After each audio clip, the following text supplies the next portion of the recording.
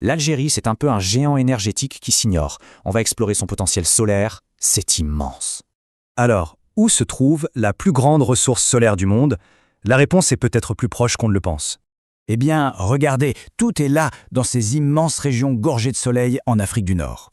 Et au centre de tout ça, il y a l'Algérie. Sa richesse solaire est vraiment difficile à imaginer. Ces cartes nous le montrent bien. Le potentiel est énorme, surtout dans le sud. C'est une vraie mine d'or solaire. On parle d'irradiation globale horizontale. En gros, c'est l'énergie totale qui arrive au sol. C'est la mesure de base. Ok, super, beaucoup de soleil. Mais comment on en fait l'électricité? C'est ça, la question. Tout part de cette équation de base. Elle permet de séparer la lumière qui vient directement du soleil de celle qui est diffuse. Bien sûr, la théorie c'est une chose. Dans la réalité, il y a des pertes. La poussière, la chaleur, l'usure. Il y a principalement deux technologies.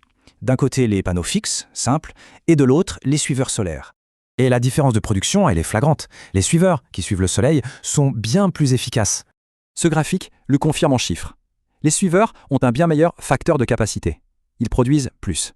Bon, alors, au final, ça représente quoi tout ça pour l'Algérie? Accrochez-vous, le chiffre est fou. On parle de 223-121 TWh par an. C'est un chiffre tout simplement colossal. Pour mettre ça en perspective, c'est 16 fois toutes les réserves de gaz naturel prouvées du pays. Évidemment, ce potentiel n'est pas le même partout. C'est vraiment le sud qui concentre l'essentiel de cette ressource.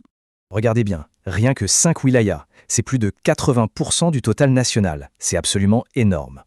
Une telle ressource, ce n'est plus juste une affaire nationale, ça devient un enjeu mondial, clairement.